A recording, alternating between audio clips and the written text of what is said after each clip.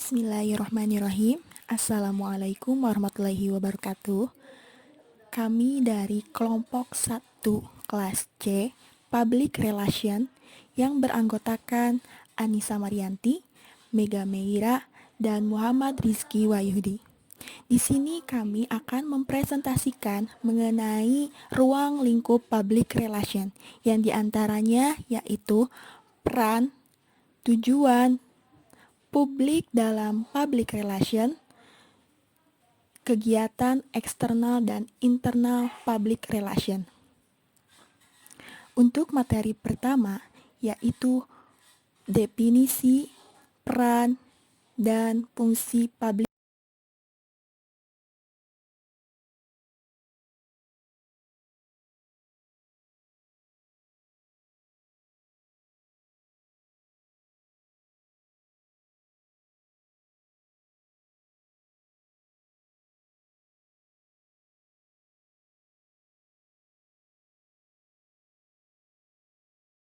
Definisi public relation.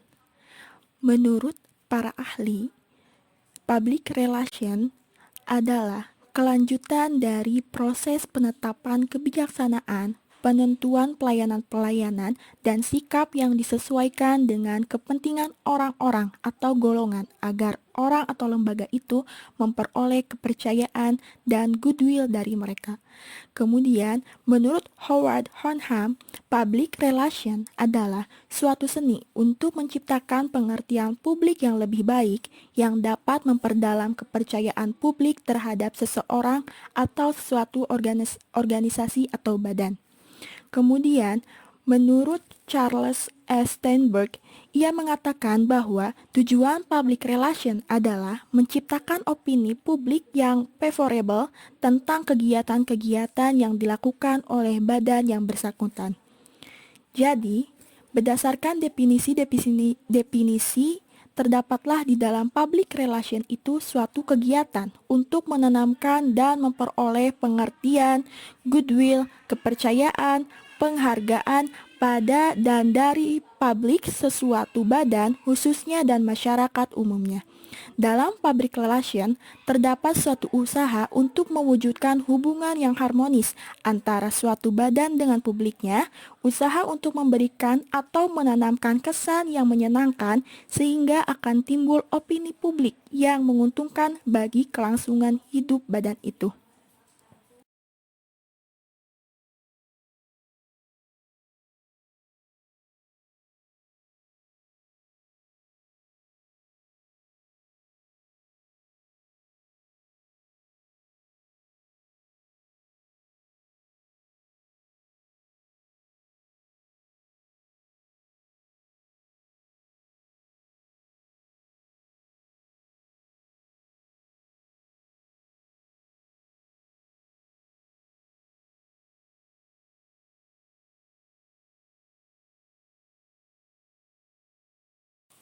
Selanjutnya, peran public relation. Dalam kaitan menjalankan fungsi membina saling pengertian dengan publiknya, menurut Indrawadi Tamin, tahun 2004, ada 4 peran yang dapat dimainkan oleh public relation. Di antaranya yaitu yang pertama interpreter atau in the middle, yaitu public relation berperan sebagai sumbu antara manajemen dengan publik internal maupun eksternal. Public relation harus mampu menginterpretasikan dinamika dan kebutuhan serta perilaku publik terhadap manajemen dan sebaliknya. Untuk bisa memikul peran ini, public relation harus punya akses pada manajemen bahkan top manajemen. Yang kedua ada lubricant, pelumas atau pelicin untuk terciptanya hubungan internal yang harmonis dan efisien. Peran ini memungkinkan public relation mencegah timbulnya kemungkinan friksi-friksi atau perpecahan dalam organisasi. Yang ketiga, monitoring dan evaluasi. Peran ini untuk mengantisipasi setiap perubahan yang mungkin saja berdampak negatif terhadap organisasi. Dan yang keempat, komunikasi. Komunikasi dilakukan baik pada publik eksternal maupun internal untuk terciptanya saling pengertian.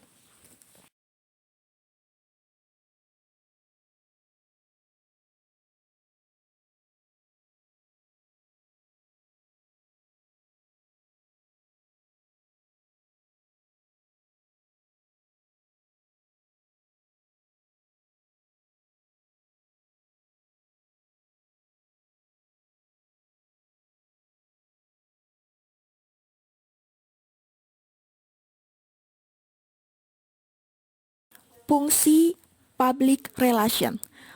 Fungsi utama dari public relation diantaranya yaitu yang pertama, menumbuhkan dan mengembangkan komunikasi atau hubungan baik antara lembaga atau organisasi dengan publiknya, baik publik intern maupun ekstern dalam rangka menanamkan pengertian. Yang kedua, menumbuhkan motivasi dan partisipasi publik dalam rangka menciptakan iklim pendapat publik yang menguntungkan organisasi atau lembaga. Yang ketiga, mengabdi kepada kepentingan umum. Yang keempat, menitik beratkan moral dan tingkah laku yang baik. Yang kelima, komunikasi alat untuk mencapai tujuan harmoni public opinion. Dalam proses kegiatan komunikasi, yang paling diuntungkan adalah sumber, karena yang memiliki maksud dan tujuan adalah sumber. Dalam menjalankan fungsi komunikasi, seorang komunikator harus memiliki yang pertama, sense of credibility atau dipercaya. Yang kedua, info mengenai SIM. Contohnya, info mengenai SIM polisi. Yang ketiga, info mengenai kesehatan oleh dokter. Dan keempat, info mengenai buku oleh pustakawan. Adapun public relation sebagai fungsi manajemen. Yang pertama ada fungsi keluar. Public relation harus mampu mengusahakan tumbuhnya sikap dan gambaran atau citra masyarakat yang positif terhadap segala tindakan atau kebijaksanaan organisasi atau lembaga. Oleh karena itu, setiap anggota organisasi harus mampu memberikan image positif yang mewakili organisasinya. Yang kedua, ada fungsi ke dalam. Public relation harus mampu mengenali atau mengidentifikasi hal-hal yang dapat menimbulkan sikap atau gambaran yang negatif dalam masyarakat sebelum sesuatu tindakan atau kebijakan dijalankan.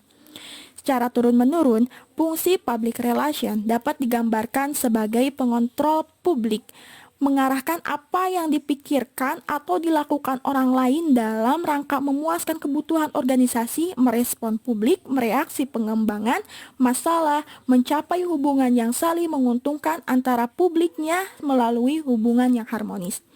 Ada beberapa hal yang harus diketahui tentang fungsi seorang public relation, yakni yang pertama menafsirkan konteks dan latar belakang antara manajemen dan publik, yang kedua memperkuat proses komunikasi di dalam dan di luar perusahaan, yang ketiga menjaga manajemen tetap inform dan responsisme, dan menekankan tanggung jawab perusahaan kepada publik dengan memelihara citra positif.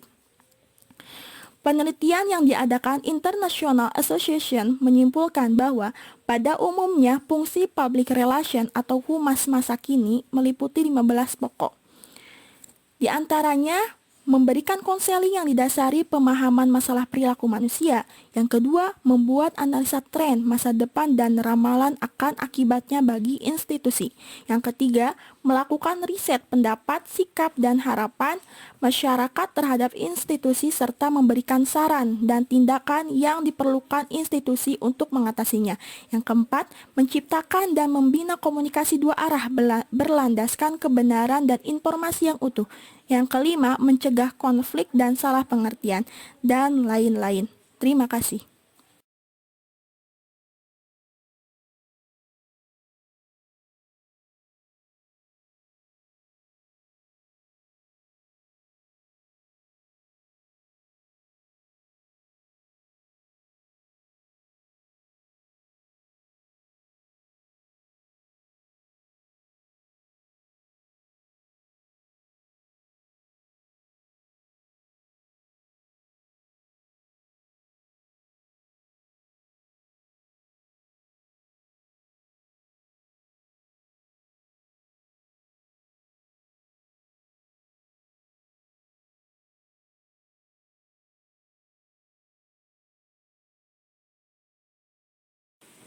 Adapun tujuan dari public relation menurut Onong Ujjana Effendi dalam Rosadi Ruslan mengatakan bahwa tujuan public relation adalah sebagai berikut.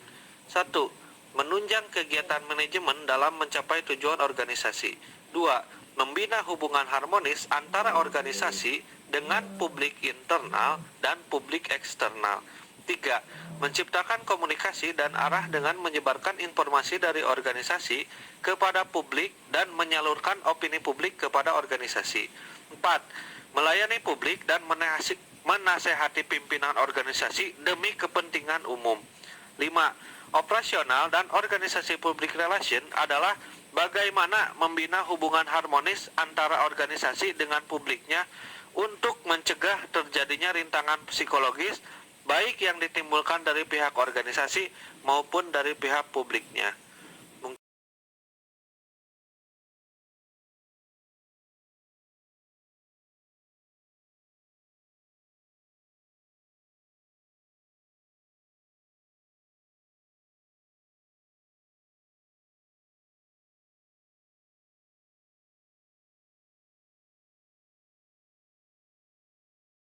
Publik dalam public relation.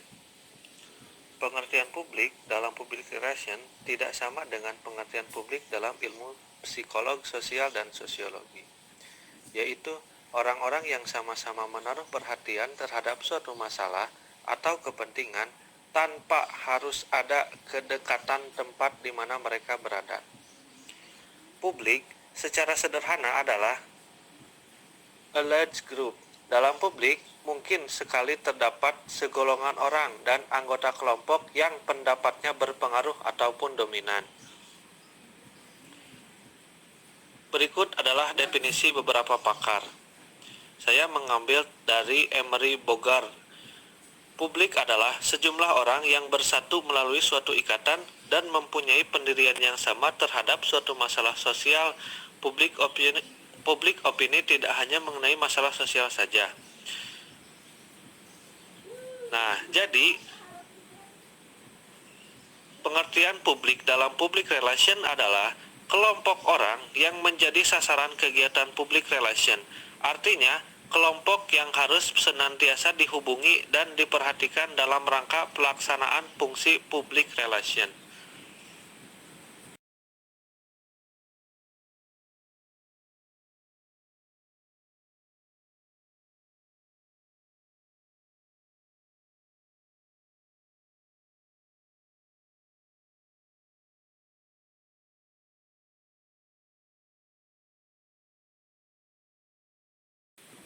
Selanjutnya mengenai kegiatan internal dan eksternal public relation. Yang pertama ada public intern, yaitu publik yang menjadi bagian dari unit usaha atau badan atau perusahaan. Public intern ini umumnya adalah para pegawai yang bekerja serta pejabat pengambil keputusan di dalam instansi atau industri tersebut. Yang kedua ada public extern. Yang dimaksud public extern adalah orang luar atau publik umum seperti halnya masyarakat di mana industri atau usaha itu berada. Masyarakat tersebut harus diberi penerangan dan informasi demi tumbuhnya goodwill dari mereka terhadap. Sekian yang dapat kami sampaikan. Terima kasih, semoga bermanfaat. Wabillahi taufik wal hidayah. Wassalamualaikum warahmatullahi wabarakatuh.